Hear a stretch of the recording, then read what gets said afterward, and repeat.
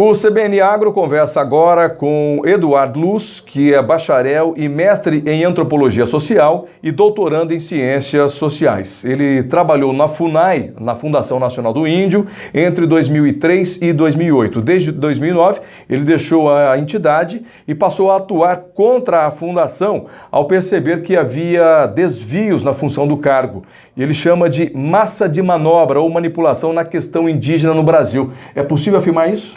Tenho certeza que sim, eu venho afirmando isso já, não porque eu queira, não porque eu tenha alguma orientação político-ideológica, mas porque os dados de campo que eu tenho coletado desde a minha época de graduação apontam e passaram a apontar uma manipulação da população indígena no Brasil. Não era assim, não foi assim durante a imensa maioria, a imensa parte do século XX, pelo contrário, na verdade o Estado brasileiro muito fez para inserir o indígena na sociedade, trazê-lo ao convívio nacional, muito fez para promover, para a promoção do desenvolvimento. É claro que isso tem várias críticas em determinados momentos, mas sobretudo de 2003 em diante, cresceu. Comecei a perceber um crescente de manipulação das questões indígenas contra o desenvolvimento do país. Isso quando você estava dentro da entidade? Quando eu estava dentro da entidade. Eu vou dar um simples exemplo. Acho que nem eu, nem ninguém aqui imaginou antes de 2001 que aviões pudessem ter sido utilizados como mísseis contra prédios públicos. A gente não nos ocorreu até então. Mas nós descobrimos que Osama Bin Laden pensou nisso e assim agiu, transformando aviões em projéteis contra as Torres Gêmeas, que no maior ato terrorista da história dos Estados Unidos, o ato interno, né? Eu não imaginava até então que indígenas e o movimento indígena pudesse ser utilizado contra a capacidade produtiva e logística do país. Eu fui descobrir isso depois. Ao meu ver, enquanto eu estava estudando, eu achava, como vários brasileiros, que indígenas eram e ainda são populações esquecidas pelo Estado, populações desprezadas pelas políticas públicas, populações abandonadas. E ainda continua assim. Só que depois disso, por causa disso, e depois de 2003, passaram a ser utilizados e manobrados por interesses políticos para serem arremessados contra diversas obras no Brasil. E foi esse esquecimento do governo que levou os índios a aceitarem essa manobra? Em larga medida, sim. Mas eles foram esquecidos não só pelo governo, foram esquecidos e abandonados pela sociedade nacional envolvente, foram esquecidos, inclusive pela sociedade nacional, tornaram-se e eram e ainda são objetos de desprezo, objetos de existe preconceito contra os índios? Ainda existe. Na sociedade tem preconceito? Ainda existe preconceito, muito embora eu creia que boa parte desse preconceito não é contra a pessoa do indígena, mas há uma conexão de preconceitos contra a situação socioeconômica, porque não é um preconceito contra o ser oriental, o ser asiático que é o indígena, mas é um preconceito que deriva da sua situação socioeconômica, tá certo? Ele é merecedor de preconceito porque ele é pobre, basicamente isso. A condição socioeconômica dele o transforma em objeto... Independente de ser índio, então. Independente de ser índio. Veja que isso não aconteceu com o japonês. Eu não vejo preconceito contra... Os japoneses, o que eu quero dizer não é nada no seu fenótipo que o torna objeto de preconceito. Veja que os japoneses são tão orientais e asiáticos quanto indígenas. E de repente, eu nunca vi preconceito, ou pelo menos não se pratica mais um preconceito contra o japonês no sentido de dizer que ele é sujo, de que ele é pobre, de que ele... Isso nunca ouvi dessa forma. Agora, contra o indígena, sim, ainda há preconceito. Agora, uma coisa importante, voltando à pergunta, os indígenas foram abandonados pela sociedade em geral, que pensa assim, não, isso é coisa do Estado. Problema no Brasil sempre é objeto do Estado, nunca é objeto da sociedade resolvê-la. Então, isso abriu umas portas e portões para que ONGs internacionais aproveitassem da situação. Perfeito. A sociedade tem culpa, então, nisso? Uma grande parcela de culpa porque largou de mão, não vê, não quer saber. Índio não aparece nem em nota de rodapé de livro de 5ª categoria, de jornal. Você só ouve falar da questão indígena quando morreu alguém, quando algum índio atropelado ou quando ele se revolta e tudo mais. A questão, então, é maior, a questão é social. Tenho certeza que sim. E não vai ser, preste atenção, daqui a pouco nós vamos entrar, eu sei das perguntas, não vai ser com um ou outro candidato se elegendo político que isso vai ser resolvido. Claro que não. Tá. Em referência ao livro do Lourenço Carrasco, mexicano, que escreveu um livro Quem Manipula os Povos Indígenas contra o Desenvolvimento do Brasil, eu pergunto para você, de quem é esse interesse? Quem está envolvido nesse sistema ou nessa manipulação? O professor Lourenço Carrasco, veja como é a nossa ignorância, né?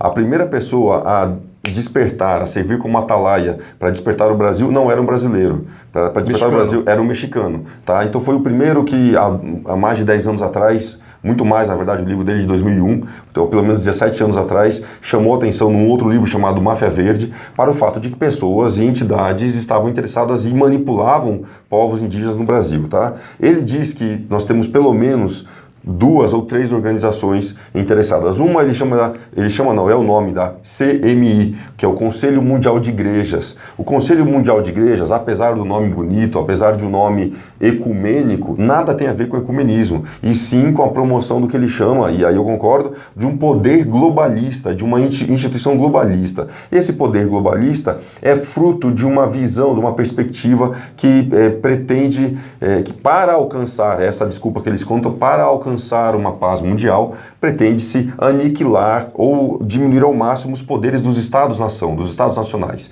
Então, o Conselho Mundial de Igrejas, na verdade, é uma instituição que atenta contra o Estado Nacional.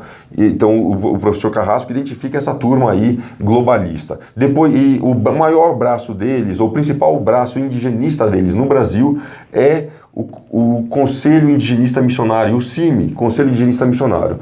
Fruto desse casamento com o ambientalismo, surge também o ISA, o Instituto Socioambiental. Então, esse pessoal é a ponta de lança no Brasil para os interesses globalistas internacionais, tá certo? Esse é o pessoal que o professor Carrasco identifica. Agora, eu descobri mais coisas. Eu descobri outros elementos que também manipulam os indígenas contra o desenvolvimento do Brasil. Os principais são todo e qualquer ambientalista. Nunca pergunte a um antropólogo se determinada tradição indígena é importante ou se determinado grupo é indígena, determinado grupo que se diz indígena é indígena. Nunca pergunte ao antropólogo, pelo mesmo motivo que você nunca deve perguntar a um cabeleireiro se você deve ou não cortar o cabelo. Ele sempre vai dizer que você precisa de um corte. Não interessando, precisa de um corte, tá precisando de um corte. Pois bem, o antropólogo sempre vai colocar em primeira mão os interesses, vai colocar acima dos interesses nacionais os interesses dos grupos indígenas, a defesa dos grupos indígenas e tudo mais. Então, eles se juntaram com os ambientalistas e os ambientalistas no Brasil promovem uma agenda de defesa das sociedades indígenas e de defesa do meio ambiente tão forte, tão ferrenha, que ela é ideologicamente comprometida, que ela ela acaba sendo uma barreira ao desenvolvimento nacional. Você não consegue asfaltar uma rodovia, promover uma ferrovia, abrir uma hidrovia, como é o caso do Tapajós, Araguaia-Tapajós, sem enfrentar uma ferrenha oposição do movimento ambientalista, que para reforçar as suas forças, chama qualquer um para se dizer indígena. É o que está acontecendo em Santarém do Pará. Santarém do Pará, que vai ser o futuro polo de exportação da soja no Brasil. Veja que a exportação de soja no Brasil é um caos, você sabe disso, que a exportação de soja é terrível. O caminhão tem que sair de soja lá de Cuiabá ou de alguma cidade ali do Mato Grosso, Sinop, e andar não sei quantos mil quilômetros até chegar no Porto de Paranaguá, de onde é escoada a soja do Brasil. Por Santarém seria muito mais fácil, mas a ferrenha oposição que os ambientalistas fazem é promovida pela via da utilização dos indígenas. Indígenas ou caboclos que se dizem indígenas são manipulados contra qualquer tipo de ação como essa. Eduardo, essa tentativa de desestabilizar um sistema não é também uma forma de trazer para o Brasil um retrocesso e para o mundo, barrando dessa forma o desenvolvimento? E é impressionante que as pessoas não vejam isso. Parece teoria da conspiração, chamam o professor Lourenço Carrasco de conspiracionista, me chamam de louco junto com ele, nós somos vistos como se estivéssemos falando de teoria da conspiração, mas pense você, Éder, agora você já não é mais um radialista, você agora é um plantador de soja nos Estados Unidos, tá? E você ouviu dizer que lá nos Estados Unidos que o plantador de soja no Brasil, o mesmo hectare de terra o mesmo hectare que você tem lá, aqui no Brasil produz 3 vezes mais. Lá não tem inverno, aqui não tem inverno, o mesmo inverno que você sofre lá. 2 safras aqui, 1 safra lá. Pronto. Ou seja, o concorrente de um produtor americano no Brasil tem maiores chances de produzir. Isso quer dizer então que esse sistema ou essa manipulação ela é mantida através de interesses comerciais de grandes empresas, de grandes grupos e outros governos, é isso? Sobretudo interesses econômicos. Eu tenho provas e vou apresentar amanhã numa palestra que será promovida amanhã na abertura de uma feira agropecuária pela Acresul, que está promovendo aí um evento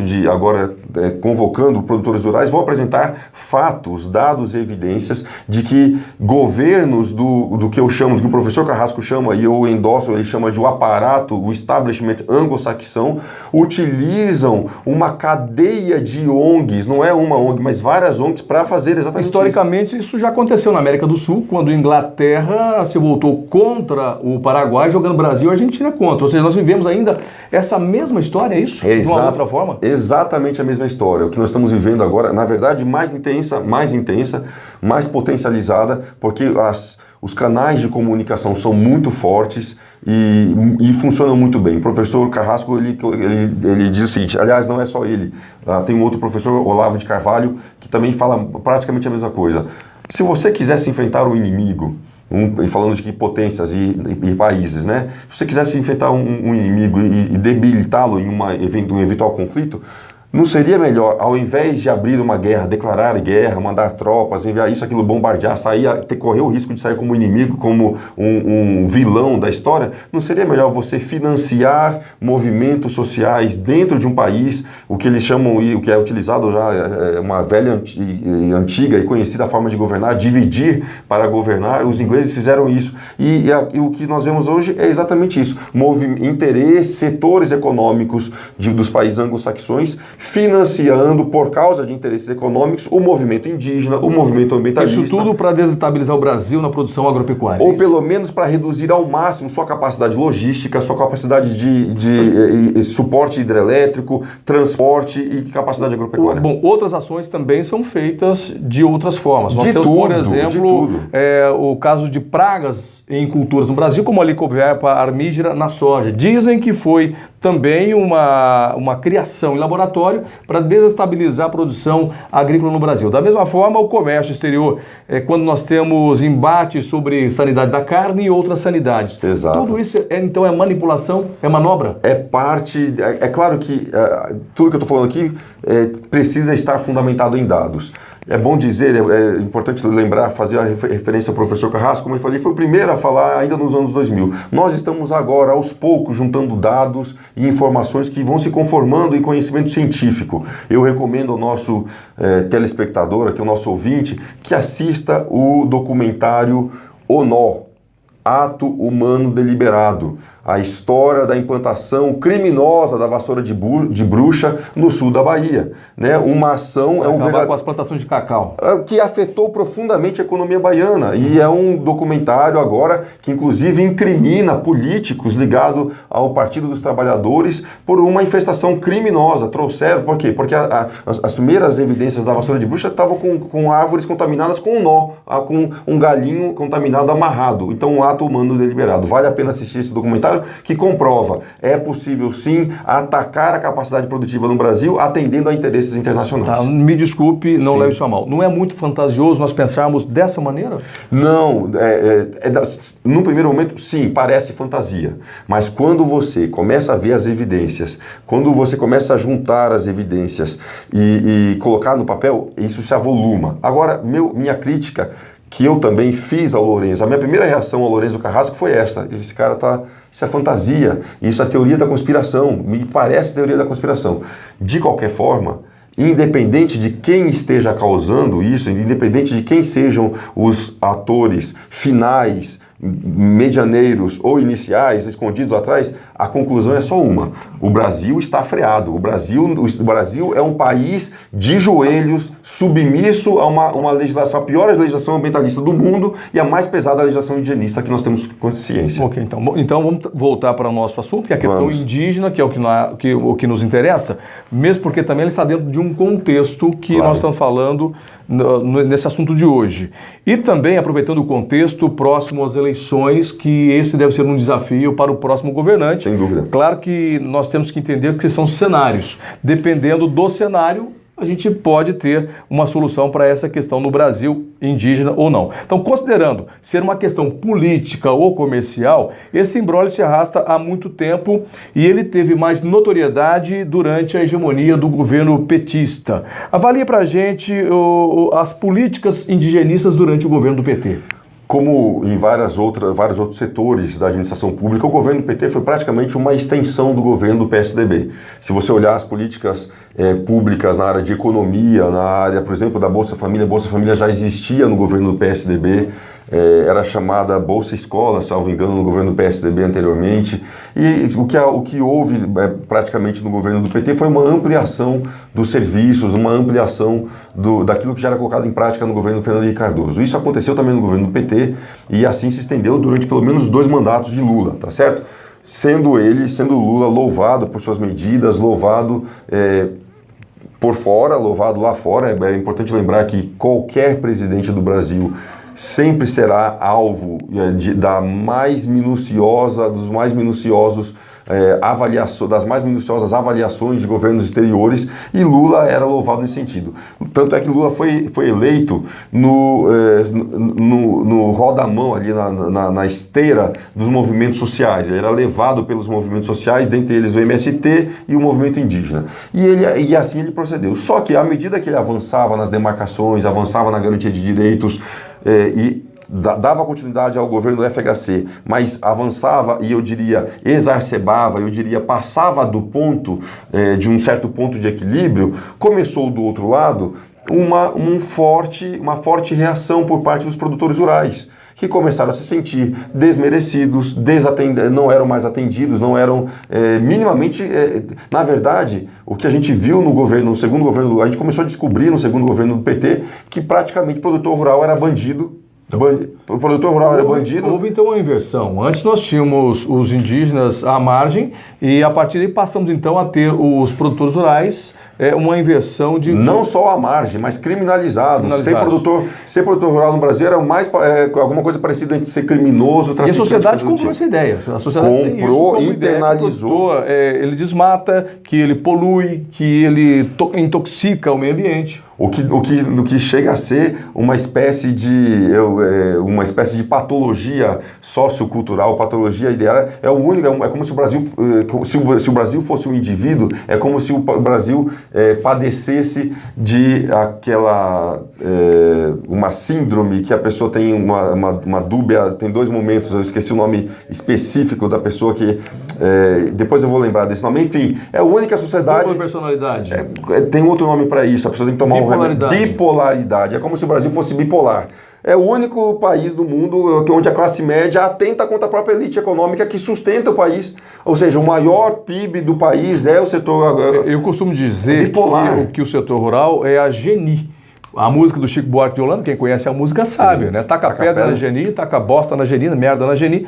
E o setor rural tem sido, porque ele é o carreador do PIB brasileiro, né? Tem sido o braço forte do PIB, da produção interna brasileira e da balança comercial, e quando o setor vai para a sociedade, ele é achacado como um destruidor. Faz isso recebendo as críticas, as pedras e tudo que mais que a sociedade ataca, ou seja, é um corpo bipolar, ou seja, o Brasil ataca a própria capacidade. Bom, voltando a essa questão ainda política, né? Na sua avaliação, como esse tema deve ser tratado no próximo governo, considerando que a gente já está aí próximos às eleições, né? E diante de 2 cenários, um de extrema direita, com o Bolsonaro, e outro de extrema esquerda com o Ciro Gomes, Marina Silva, Lula ou Boulos, e ainda o Aldo Rebelo.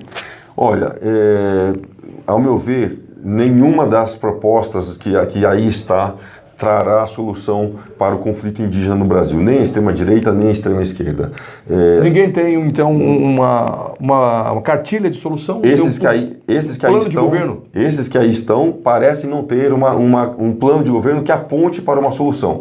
A extrema-esquerda, ou mesmo uma esquerda globalista, como é o caso, porque tem uma extrema esquerda, haveria em tese uma extrema esquerda nacionalista, muito embora ela já, cujo maior representante poderia ser o Aldo Rebelo, deputado federal, ex-deputado federal, ex-ministro, poderia ser uma esquerda nacionalista que prezasse pelos interesses nacionais. Só que ela não se encontra representada, a meu ver, talvez o único representante seria Ciro Gomes, que também já se posicionou criticamente a algumas medidas indigenistas. Mas a esquerda internacionalista, representada aí pela senhora Marina Silva, essa dificilmente teria qualquer proposta que parecesse como uma solução, muito pelo contrário, tal como ia falar acerca do governo Dilma, iria exacerbar o problema, tá? Fazendo o quê? Aumentando as demarcações, aumentando os direitos dos indígenas de uma forma irresponsável, de uma forma desequilibrada, dando aos indígenas aquilo que produzem, dando a quem não produz nada, aquilo que produz a classe produtora do país. O senhor Jair Messias Bolsonaro, capitão do Exército, vem se destacando há algum tempo como sendo uma liderança, um representante do que a gente pode chamar um nacionalista, é um nacionalismo que defende os interesses nacionais, pelo menos assim a população o entende. Contudo, o senhor Bolsonaro, ele poderia... É que a gente não sabe efetivamente qual vai ser a proposta dele para a questão indígena. A única coisa que se sabe do Bolsonaro acerca disso é que ele falou, e vem repetindo isso, que no governo dele, no eventual governo Bolsonaro, eles não teriam nem 1 centímetro de terra, ele até corrigiu, nem 1 milímetro de terra. Ora, isso não é uma proposta. Isso me parece uma bravata de uma pessoa que parece bem intencionada no sentido de defender os interesses nacionais, mas que não sabe como fazer isso. Se o senhor Bolsonaro dissesse: é preciso rever, porque o que nós precisamos para corrigir o problema? É preciso rever o processo demarcatório no Brasil, demarcatório de terras indígenas no Brasil. É preciso rever os critérios de quem é índio e quem não é índio no Brasil. É preciso rever os critérios para atribuir direitos.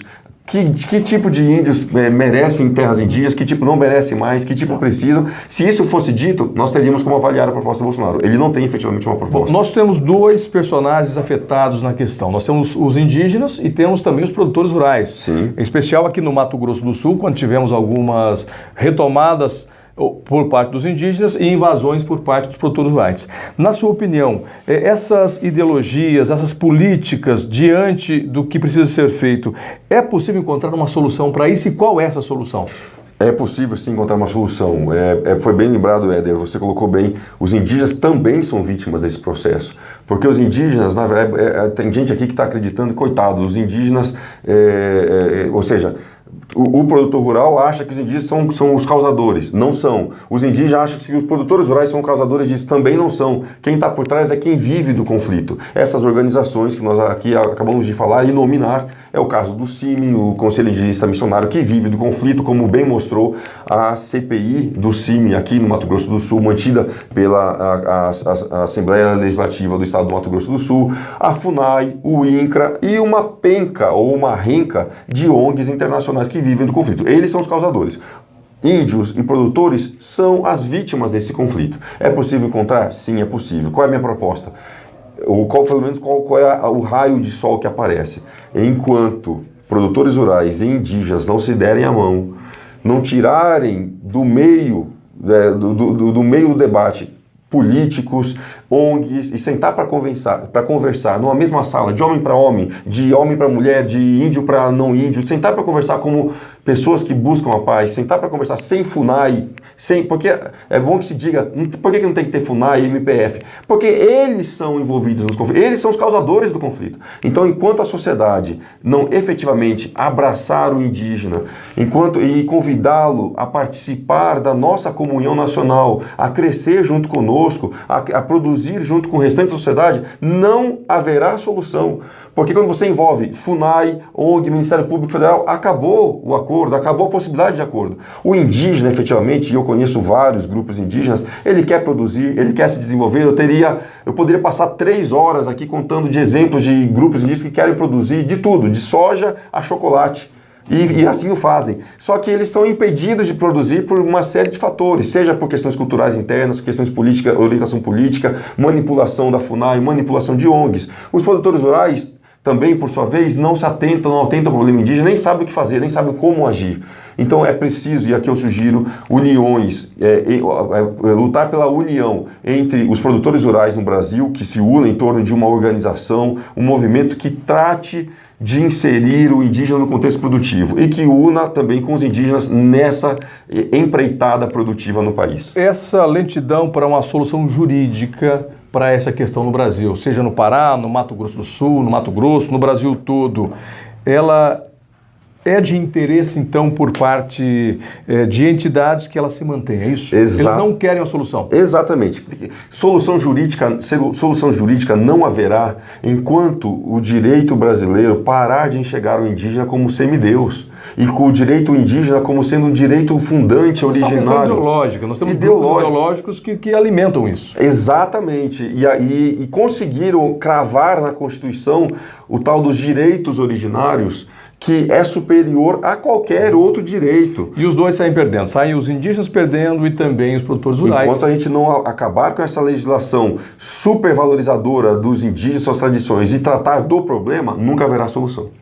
Bom, nós conversamos com o Eduardo Luz, que é bacharel e mestre em antropologia e doutorando em ciências sociais, que falou sobre as questões indígenas no Brasil. Muito obrigado pela sua entrevista. Eu que agradeço, Éder, é uma satisfação falar com você e com os nossos ouvintes aqui do Mato Grosso do Sul e do Brasil.